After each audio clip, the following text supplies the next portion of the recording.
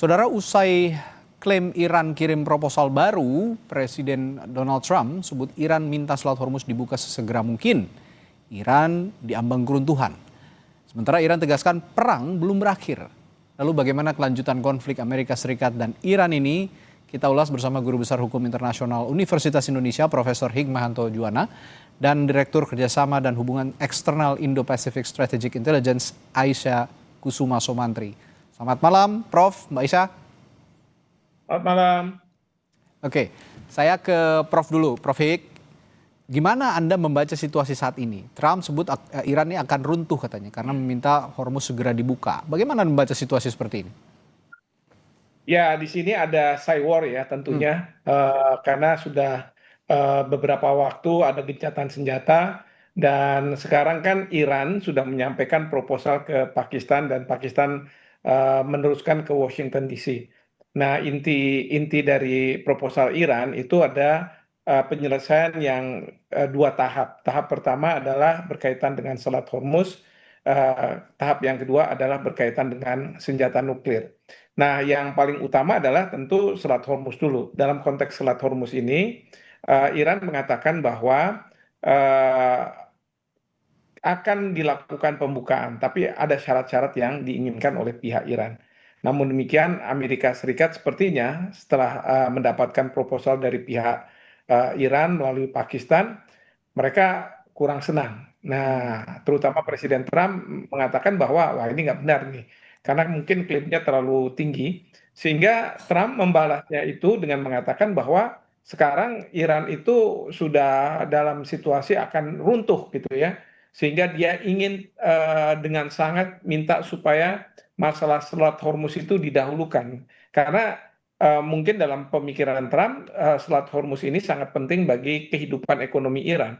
Kalau Selat Hormuz ini tidak dibuka, maka itu akan berpengaruh besar terhadap Iran dan itu akibatnya adalah Iran ya runtuh gitu ya, tanpa mungkin menurut Trump mengeluarkan sebutir rudal pun atau peluru. Seperti itu. Baik. Mbak Aisyah, ini proposal baru dari Iran ke Amerika Serikat, tapi Iran sama sekali nggak mau bicara soal proposal damai. Bahkan Iran sebut nggak mau nego dengan Amerika Serikat. Nah, kalau Anda membacanya, apa motif utama Iran dalam proposal baru ini? Membuka Hormuz dulu atau penundaan kegiatan nuklir atau bagaimana? Ya, terima kasih banyak Mas Radi. Saya kira di sini Iran ini melakukan sebenarnya strategi decoupling untuk bisa memisahkan agenda dari Selat Hormuz dengan agenda nuklir Iran ya. Karena pertama kita lihat di sini sebenarnya Amerika Serikat ini kan memiliki kepentingan besar untuk bisa ya menstabilkan lagi harga energi di pasar global. Juga kemudian membalikan aliran dari barang-barang ya, khususnya aset-aset yang sifatnya itu strategik untuk perekonomian dunia. Tetapi permasalahannya kita lihat di sini, apa yang dilakukan oleh Amerika Serikat ini kan sekedar sebenarnya merevisi hasil dari retaliasi yang dilakukan oleh Iran di dalam peperangan ini gitu ya. Permasalahan Selat Hormuz yang tadinya itu terbuka dan tidak ada masalah di sana, ini kan tertutup setelah ya Amerika Serikat itu melakukan serangan. Dan kemudian blokade Amerika Serikat ini justru memperparah sebenarnya kondisi yang ada di kawasan tersebut gitu. Makanya kita lihat sebenarnya Iran ini dengan proposalnya yaitu membuka Selat Hormuz ini sebenarnya menetapkan sebuah peraturan dan protokol terkait siapa saja yang boleh lewat dan siapa saja yang tidak ya. Karena apa yang dilakukan Iran ini sepertinya kita lihat membuka ini dalam artian sebenarnya bukan secara total seperti ketika kondisi normal sebelum peperangan, tetapi Iran ini tetap ya meminta untuk negara-negara membayar sebesar 2 juta USD melalui renminbi, dan kemudian Iran ini juga menetapkan tadi ya menyeleksi siapa saja yang boleh lewat di Selat Hormuz, sehingga sebenarnya tidak ada perubahan yang signifikan terkait hal tersebut gitu. Jadi apa yang dilakukan hanya ya sebagai respon terhadap blokade Amerika Serikat membuka agar kemudian Iran ini tetap bisa memegang kontrol, sementara Iran berusaha untuk mengesampingkan sebenarnya pembicaraan tentang nuklir yang seharusnya ini kan sudah selesai di JCPOA, tapi sekarang juga kita lihat bahwa ada standing position baru oleh Iran. Oke, bicara proposal baru salah satunya membuka Selat Hormuz. Prof Hik, kalau dari hukum internasional, ya kita tahu Selat Hormuz ini kan jalur perairan internasional yang sangat vital, ibaratnya choke point gitu ya. Nah, apakah Iran punya hak hukum untuk menutup atau mengatur lalu lintas di selat tersebut sebagai bentuk pertahanan diri atau justru melanggar kebebasan navigasi? Kalau misalnya kita melihat banyak sekali warawiri juga kapal di sana, ada kebebasan navigasi kan yang saya tahu freedom of navigation itu. Prof bisa dijelaskan soal ini? Jadi pertama ya, kalau dalam situasi damai, tidak ada perang, ya tentu tidak boleh apa yang dilakukan oleh Iran. Nah, tapi kalau kita bicara dalam situasi perang, dan ini menjadi katakanlah daya ungkit atau bargaining chip bagi Iran, nah ini yang debatable, ya apakah boleh atau tidak boleh gitu ya. Memang ada sarjana yang mengatakan bahwa harusnya tidak boleh, karena ini merupakan international trade dan ini penting sekali bagi pelayaran internasional. Iya. Harusnya ada freedom of navigation meskipun dalam situasi perang. Nah, tetapi bagi Iran mungkin mengatakan bahwa kalau saya tidak punya Selat Hormuz ini, saya nggak punya daya tawar untuk berhadapan dengan Amerika Serikat. Meskipun Amerika Serikat sekarang dengan adanya katakanlah pembatasan kapal yang bisa keluar masuk gitu yang ditentukan oleh Iran, itu kan melakukan blokade. Nah, blokade ini yang sebenarnya oleh Iran minta untuk dicabut, ya, dan kemudian ya Selat Hormuz akan dipegang oleh Iran. Nah, ini Amerika Serikat tidak mau. Nah, ini debatable, tapi harus diingat kalau misalnya masalah seperti ini, apakah secara hukum sah atau tidak sah, itu baru ketahuan setelah perang usai, nggak bisa sekarang. Jadi perang usai itu pun kalau misalnya ada yang harus dibawa ke lembaga peradilan ya untuk menentukan apakah ini dia melanggar aturan atau tidak. Nah, repotnya itu kalau misalnya negara yang menang perang, biasanya mereka akan terbebas, gitu ya. Atau negara adidaya seperti Amerika Serikat, walaupun mereka udah kalah di misalnya Oke. Vietnam atau di Afghanistan, tapi tidak ada prajuritnya atau pengambil kebijakannya yang diadili dalam peradilan internasional. Oke. Jadi ini debatable, dan Iran sepertinya masih terus menggunakan ini sebagai bargaining chip-nya dia ketika berhadapan dengan. Oke. Kalau bicara penutupan Selat Hormuz begitu ya dan kaitannya dengan hukum navigasi, mungkin kalau kata Iran don't blame on us gitu ya, blame on the United States gitu, kira-kira gitu ya Prof ya? Ya, itulah bargaining chip-nya. Itu blame on the US because they attack us, satu. Ya. Dan yang kedua, because they make a blockade. Jadi dia membuat blokade itu. Jadi jangan salahkan kami. Kami sih akan memberikan akses. Tapi kan memang dibatasi. Siapa yang boleh masuk, siapa yang tidak. Dan ada syarat-syaratnya seperti itu. Oke. Saya tertarik juga dengan pernyataannya Donald Trump, Mbak Aisyah, yang bilang atau mengklaim Iran ini nyaris runtuh katanya. Meskipun ya kita tahu ya siapa karakternya Donald Trump ini sebenarnya. Dia juga sedang mengatur ulang kepemimpinan internalnya sebenarnya kalau kita lihat dari pernyataan-pernyataan Donald Trump ini. Tapi seberapa akurat penilaian ini menurut analisis intelijen strategis melihat atau menilai pernyataan Trump yang mengatakan Iran ini nyaris runtuh? Ya, kalau kita lihat di sini sebenarnya dua negara ini sama-sama terdesak oleh waktu ya. Amerika Serikat ini kan sebenarnya terdesak dari segi politik karena dia dikejar oleh pemilu sela nanti di bulan November, sementara dia juga ditekan oleh kenaikan harga-harga energi ya di dalam negerinya. Nah, sementara itu sebenarnya Iran ini juga bukan negara yang kebal peluru ya. Di satu sisi sebenarnya Iran juga sangat tertekan dengan adanya blokade yang dilakukan oleh Amerika Serikat. Nah, pertama kita lihat sebenarnya masalah perekonomian secara general ini kira-kira akan membutuhkan waktu sekitar 2 sampai 6 bulan sampai blokadenya itu berefek kepada perekonomian Iran. Nah, tetapi permasalahannya ini lebih dalam dibandingkan dengan perekonomian secara general. Kita bicara tentang industri minyak yang menjadi salah satu penyokong perekonomian Iran. Di mana kemudian Iran ini kan ketika memproduksi minyak, dia ini memiliki batas kapasitas storage production gitu. Dan kalau misalnya seandainya productionnya ini terhenti, maka kemudian Iran akan sangat rugi karena banyak sekali kemudian fasilitas-fasilitas khususnya pipeline-nya yang akan rusak gitu. Sehingga kemudian pengeboran minyak itu kan harus berjalan terus. Dan sekarang kalau nggak salah ini kapasitas dari storage Iran itu tinggal tersisa sekitar 12 sampai 15 hari lagi. Jadi sebenarnya Iran pun dikejar waktu. Nah, pertanyaannya kan apakah kemudian ya permasalahan kemudian storage minyak ini itu cukup besar untuk bisa mengganggu ya kemudian keputusan dari pemerintah Mullah Iran yang saat ini sedang berkuasa gitu. Nah, Saya rasa Donald Trump juga memiliki sebenarnya informasi-informasi yang diberikan oleh orang-orang terdekatnya ya, khususnya oleh Pete Hegseth. Dan kita kira sebenarnya Trump ini sangat menyukai Hegseth, sehingga informasi yang kemudian diberikan oleh Hegseth ini rata-rata merupakan informasi yang sebenarnya menguntungkan Trump. Tetapi permasalahannya di dalam intelligence, kadang-kadang ada yang namanya echo chamber juga dari sumber informasinya gitu. Dari kemudian apa yang dikumpulkan di lapangan dengan apa yang dilaporkan ke pimpinan, itu kan melalui beberapa proses penyulingan informasi ya, agar kemudian bisa terkondensasi sedemikian rupa sehingga kemudian pembuat kebijakan bisa membuat kebijakan yang lebih akurat.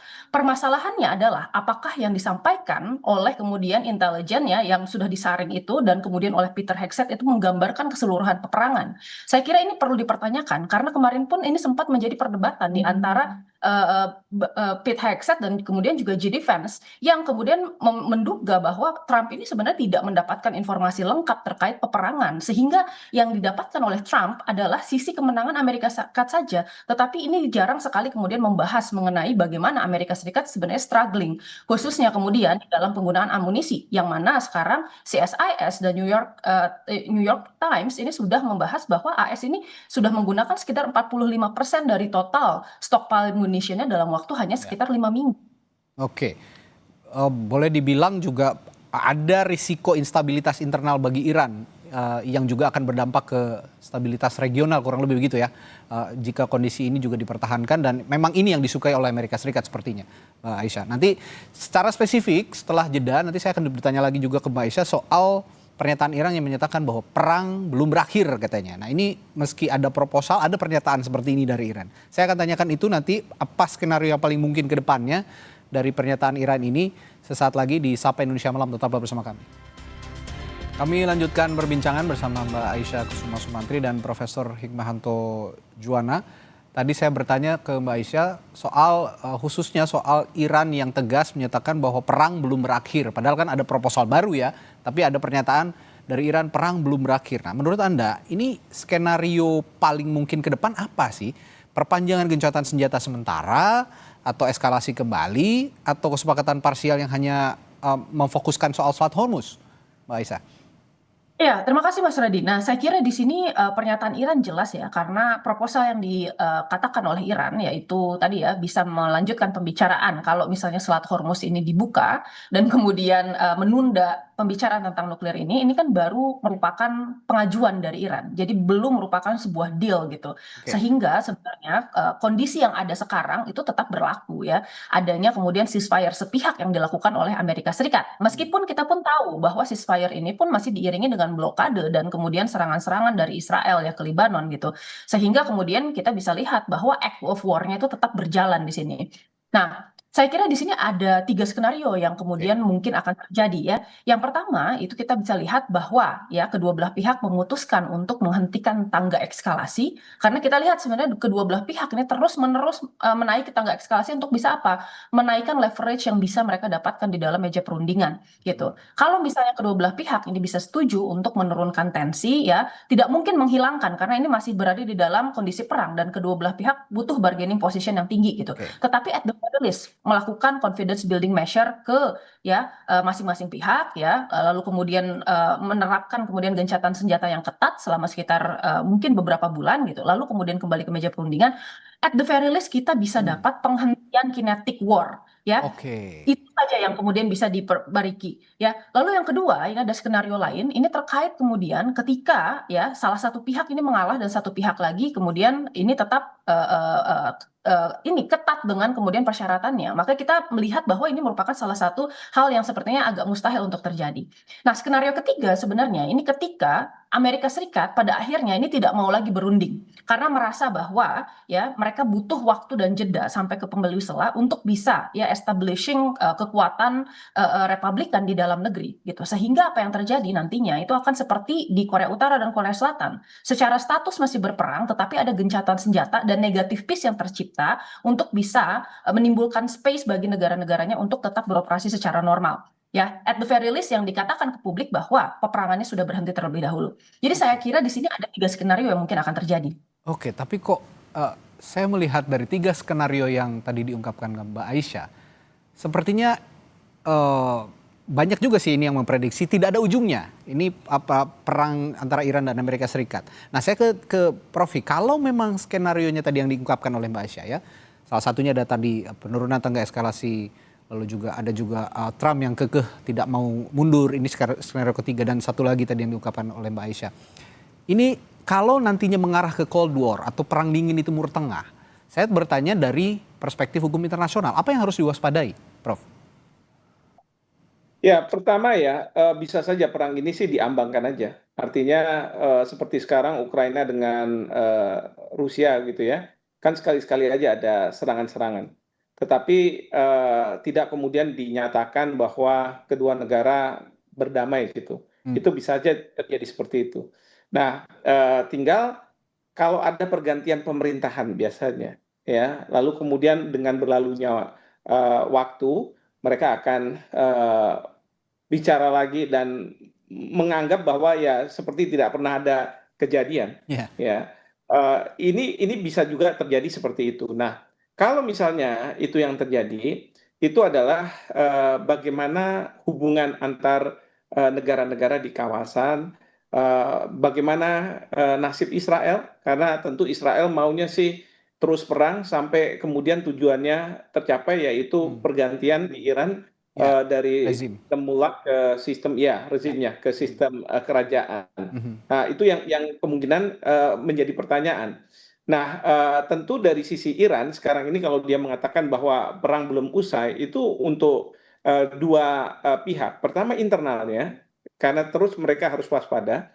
Nah, yang kedua adalah menyampaikan kepada negara-negara, kenapa Selat Hormuz ini masih tanda kutip "dibatasi". Karena dia ingin mengatakan kepada dunia, ini masih situasi perang. Seperti tadi saya katakan di awal bahwa dalam situasi perang, Iran menganggap bahwa Selat Hormuz ini menjadi daya ungkit. Nah, oleh karena itu, Iran mau mengatakan kepada dunia itu, tapi juga mengatakan kepada Amerika Serikat yang sudah mengatakan, Presiden Trump, bahwa Iran sudah runtuh. Enggak, kita enggak runtuh, kami masih siap perang, ya kan? Tapi Ya. kami tidak mau menyerang karena kami menunggu serangan dari Amerika atau Israel. Nah, di sini Iran ini sangat disiplin bahwa dia tidak akan melakukan serangan terlebih dahulu. Dia akan melakukan serangan apabila mendapat serangan dari baik Israel atau Oke.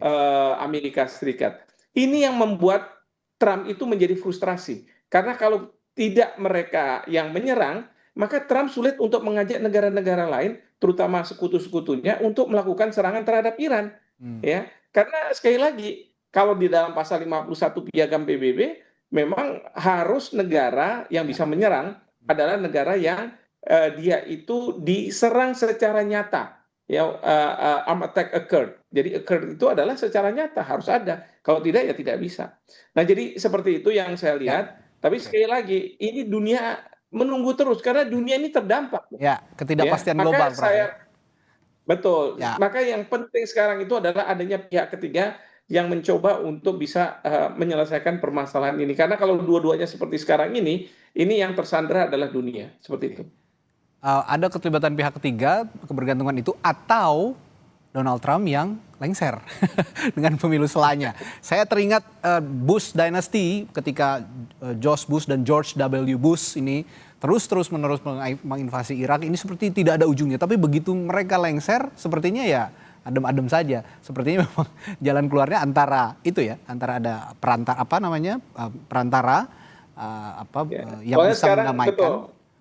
Ya, Mas Radi, sekarang itu di Amerika, ya, sekarang itu ada pembicaraan tentang impeachment. impeachment. Yang satu lagi adalah penggunaan 25th Amendment. Ya. 25th Amendment ini mengatakan bahwa wakil presiden itu bisa mengambil alih kewenangan dari presiden karena dianggap sebagai tidak mampu melaksanakan tugas dan dia perlu untuk mendapatkan persetujuan dari Kongres. Oke. Nah, kalau persetujuan dari Kongres itu, Demokrat pasti setuju. Ya. Nah, sekarang tinggal Republik itu terpecah. Nah, harapannya kalau dia terpecah, berapapun Republik yang mendukung, kalau Demokrat mendukungnya, wah itu udah terjadi pergantian itu. Walaupun saya rasa Vance masih belum mau untuk melakukan tindakan itu. Ya, meskipun masih memberikan ketidakpastian global, tapi masih seru untuk diikuti ya, Prof ya. Oke, baik, terima kasih Guru Besar Hukum Internasional Universitas Indonesia Profesor Hikmahanto Juwana dan juga Direktur Kerjasama dan Hubungan Eksternal Indo-Pacific Strategic Intelligence Aisyah Kusuma Sumantri yang telah berbagi perspektifnya di Sapa Indonesia Malam. Sampai jumpa lagi. Selamat malam Prof dan Mbak Aisyah. Selamat malam. Selamat malam Mas Radi, Prof.